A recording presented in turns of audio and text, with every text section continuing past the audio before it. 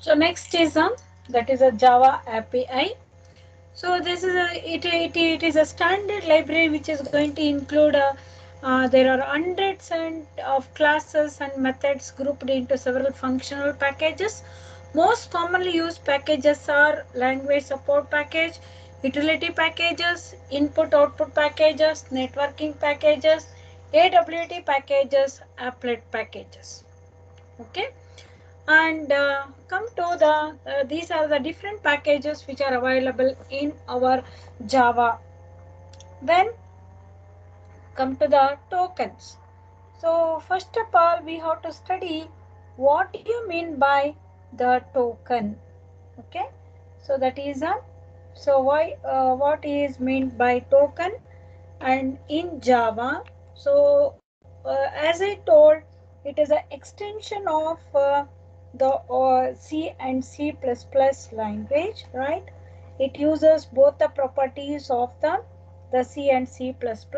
Okay, a token is a small unit of information. It may be a data type. It is having the most commonly used tokens are constants, right? It may be the data types, or it may be the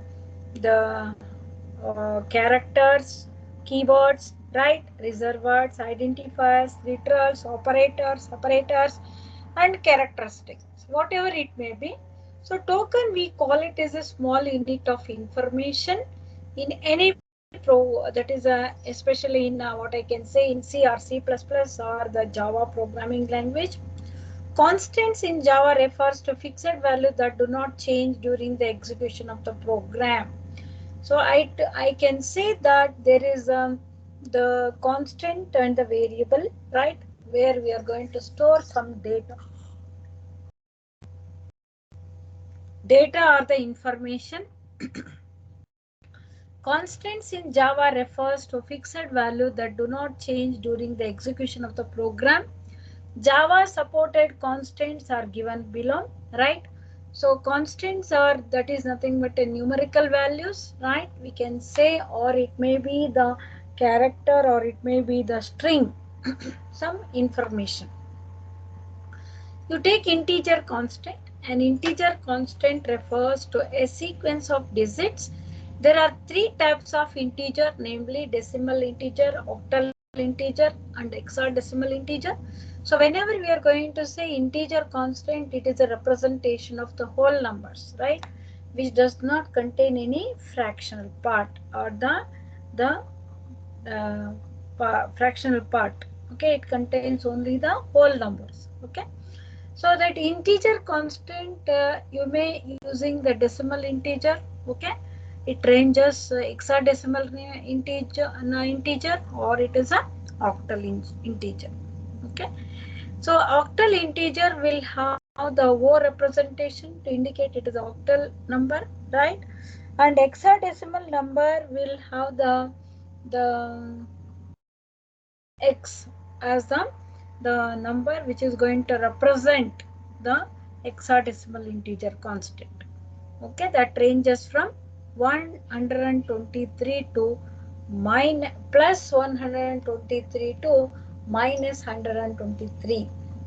Okay, then you can real constants. Any real world number with a decimal point is known as real constants.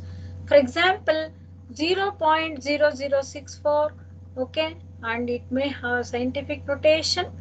Okay, real constant, real numbers are the numbers which contain the fractional part. Okay, so it contains a fractional part as well as a mantissa part. There must be at least one digit before and after the decimal point. Okay, so for any real number with a decimal point is known as a real constants.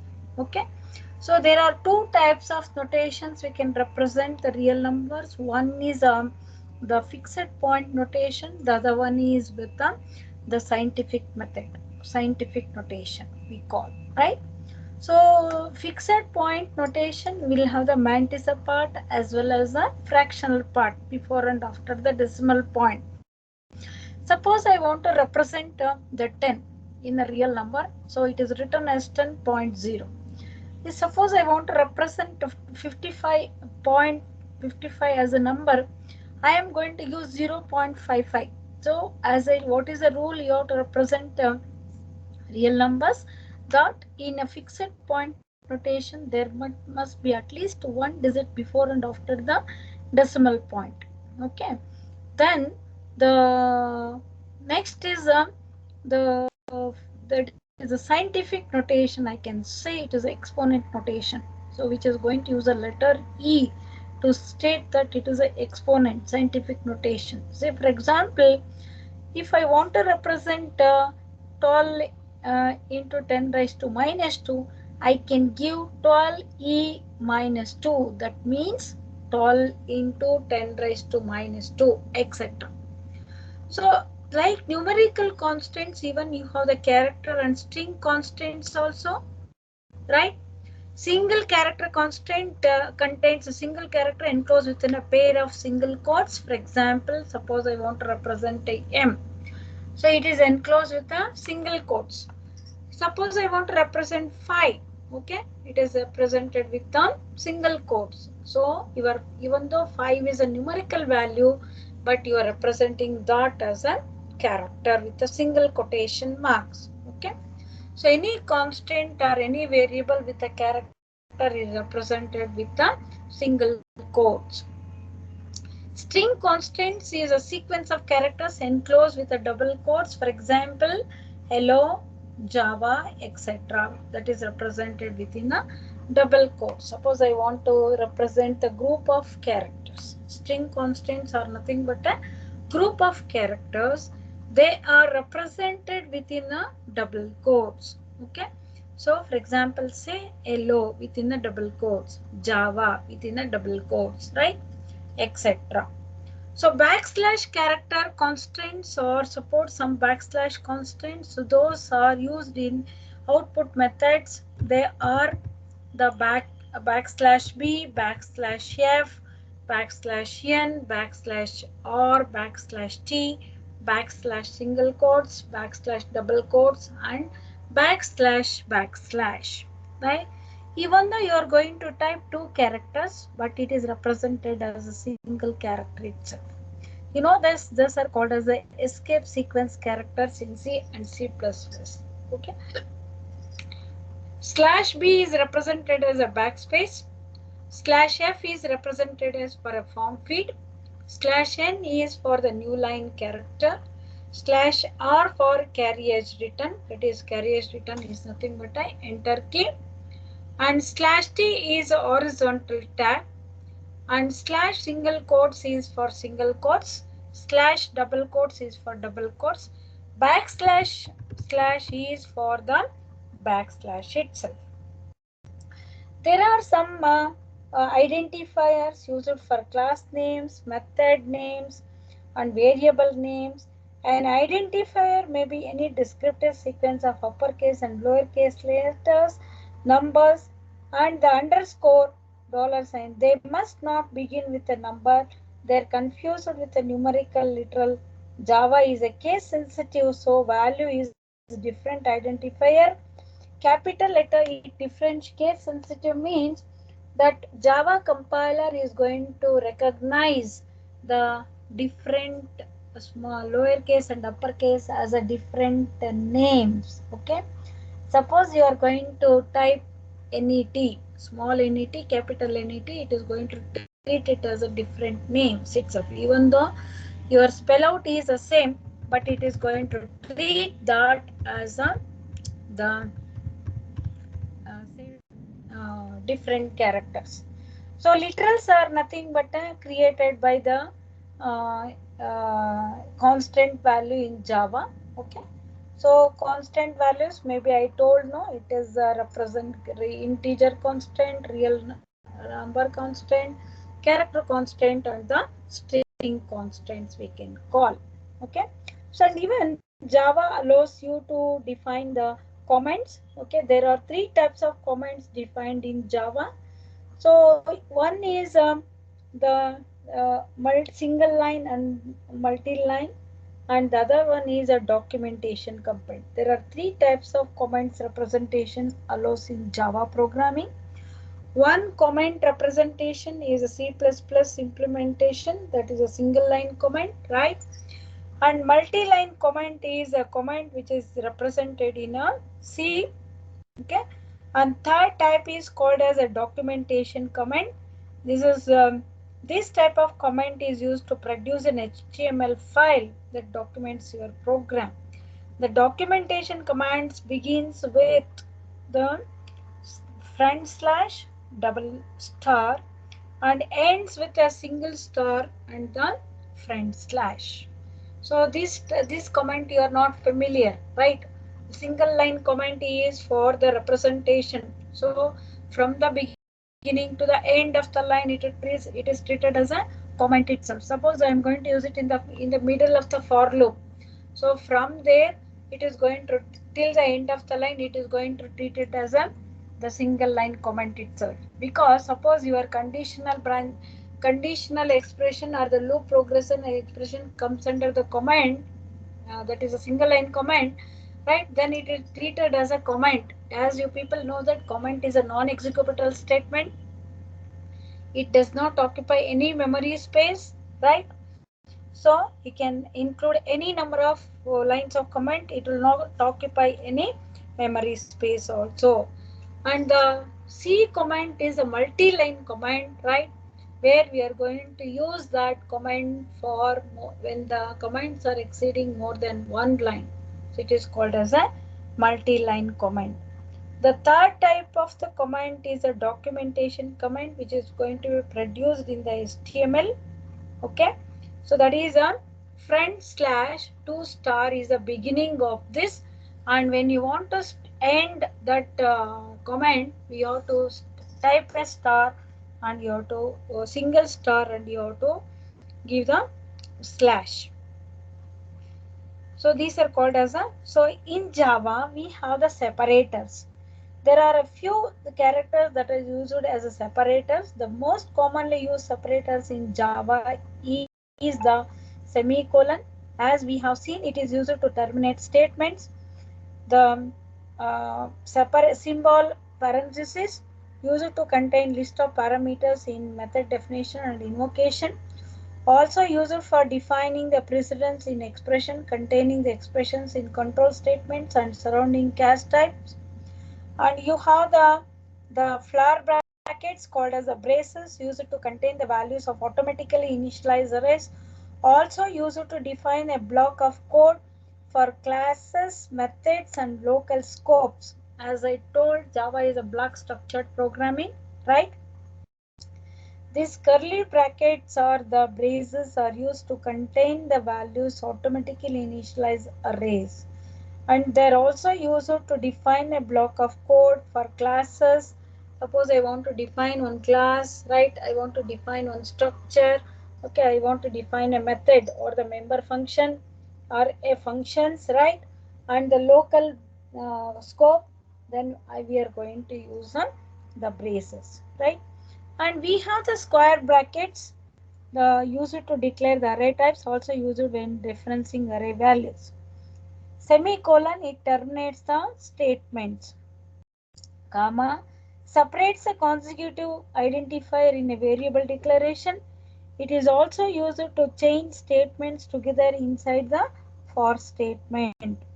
Okay. Period operator, which is going to say, we call it as a membership operator in C and C++. It is used to separate the package names from sub packages and classes. In Java, since it is object oriented program, when we want to specify this particular class or the methods or belongs to that classes, we use a dot membership operator to say that this is belongs to this class. Okay, so these there are 50 keywords currently defined in Java language. These keywords combined with the syntax of operators and separators form the foundation of the Java language. These keywords cannot be used for naming a variable or a class or a method. The keyword const and go to are reserved but not used. In early days of Java, several other keywords were reserved for possible future use. However, the current specification for Java only defines the few keywords. In addition to the keywords, Java reserves the following: true and false and null. These are values defined by Java. You may not use these words for the names of variables, classes, and so on, because they have their own special meaning in the Java compiler. That meaning is reserved only for that purpose, intended purpose, that is not supposed to use for any other purpose. Okay. So Java, it also contains libraries, right? So the println and print, as I already mentioned in the previous class, these methods are the members of the system class, which is a class predefined in Java that is automatically included in your programs. In large view, the Java environment relies on several built-in class libraries, and also it contains many built-in methods that provide support for such things as input output string handling, networking, and graphics. The standard classes also provide support for the windowed output. Thus, Java as totally is a combination of Java language itself plus its standard classes. Okay. The class libraries, which is going to provide much of the functional, becomes Java. Indeed, part of becoming a Java program is learning to use the standard Java classes. Throughout, the various elements of standard library classes and methods are going to be defined in the later sections of this Java programming. So we can say Java is a strongly typed language because it is important to state at the outset of the Java is a strongly typed language, because Java safety and robustness comes from this fact itself. Okay. For every variable has a type, every expression has a type, and every type is strictly defined. Second, all assignment, whether explicit or via parameter passing, is method calls are checked for type compatibility. There are no automatic conversions of conflicting types as some languages. Java compiler checks all the expressions and parameters to ensure that types are compatible. Any type mismatch is going to signal the error message, and that must be corrected before the compiler will finish compiling the class. That is, before converting that into the byte code, we need to uh, correct that error. Okay. Now see, come to the data types. As I told, is a Java is a strongly typed language, as it is no implicit conversions are there in Java programming language. If any type mismatches, then it signals the error message to the user stating that this data type is, this variable is does not match with whatever you have declared in the declaration section of the variables, right? So in Java, the data types are classified into two categories. One is a primitive data type, the second one is a non-primitive data type. Okay. So Java defines 8 primitive data types. Okay. See there, data type mainly classified into primitive and non-primitive data type. Okay. Now the in the primitive data type, byte, see there, boolean and numeric. Okay. Under numeric again, character, integral, right, and numeric. Okay. And character, boolean means, as I told, true and false. True is represented by 1 and false is represented by 0. And under numeric, you can see there is a character and the integral. Character, you know that representation of the single character is a character data type. And when you come to the integral, you have the integer and the floating point. Okay. So it will have the byte. See, integer will have the byte, short, int, short integer data type, long integer data type, and only integer data type. Floating point is a representation, as I told, is the real numbers representation. It has two types. One is a float, the other one is a double, right? See there. So these data type, default value, and their default size. Because whenever you are going to provide the data type for a particular variable, right, it stores some information. When it is going to store some information, you that requires some memory space to be there in the computer, right? So that memory space is a size of your variable. So different data types will have different size. So for example, if you take us, okay, depending upon the size of a person, right, they occupy some space to sit or some space to stand, right? Similarly, depending upon the type of the variable, data type of the variable, they occupy the memory space in the computer. Okay, boolean is represented with the, by default it will have the false as a, if you don't assign any value true or false, then it is going to be represent default value, it will take it as a false. Okay, then default size will be 1 bit. Okay, then if you take a character data type, so we give a char is a character data type. Its default value will be backslash u, 4 zeros. Okay, and it will occupy, the default size will be the 2 bytes of information. That is a 2 byte. 1 byte will be is equal to 8 bits. So 16 bits of memory space is required for a character.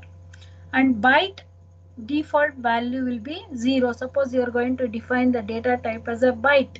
Okay, it represents default value as a 0, and default size, it occupies 1 byte of memory space. And a representation of the whole numbers, you have short integer type, long integer type, and integer type. Okay, short integer by default it is going to assign the 0, and it occupies 2 bytes of memory space. So integer as a representation of the whole number, by default it is going to take it as a 0, and the memory space occupied by this value will be the 4 byte. Okay, 4 into 8, 32 bits of data. Okay, and another kind of that is when we want to store some big number, okay, the large numbers, we use a long integer data type. The keyword which we use to represent the long integer is long. Okay, and if you don't assign any value for that particular variable which is going to declare under long, it is going to take it as a 0 L. L is for the long integer data type. And it, since it is a large number, it occupies for 8 byte of information. It is going to occupy 8 byte, because suppose say your mobile number 10 digit number, if I am going to declare it as an integer, it will not take, because then that is a biggest number. Okay, large 10 digit number. So for to store such largest numbers or big numbers, we want the more memory space, and we need to declare that as a long integer type. Float 0.0f, the default size will be is equal to 4 byte. Okay, that is a by default, as I told, floating point number are nothing but a real numbers.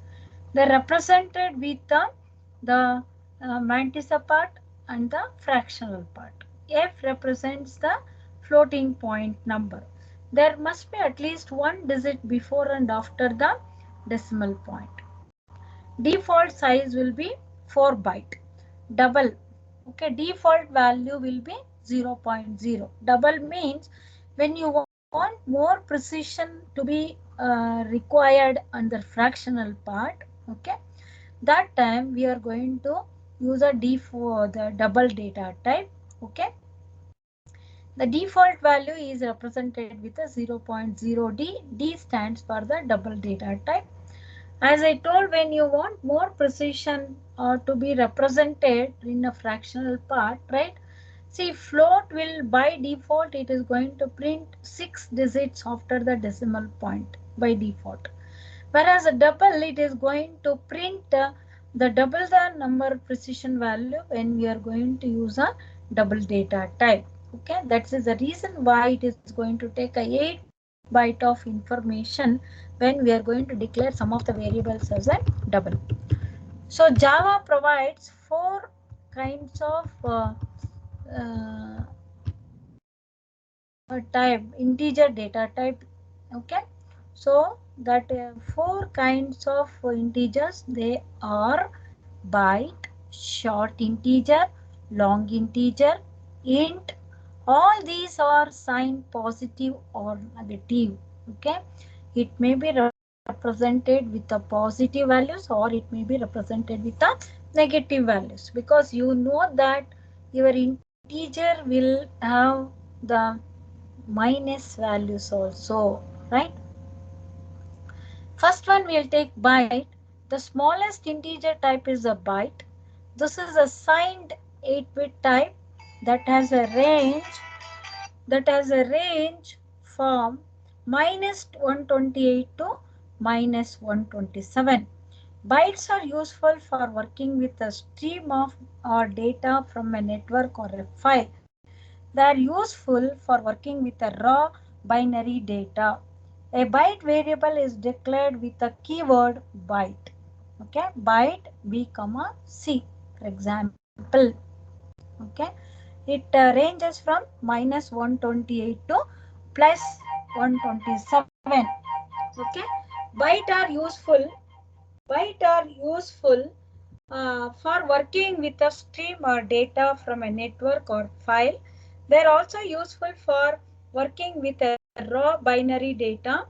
A byte variable is declared with a keyword byte.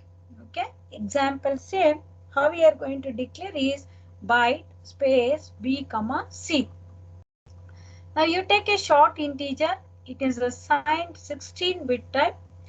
It has a range from minus 32,767 to plus 32,767.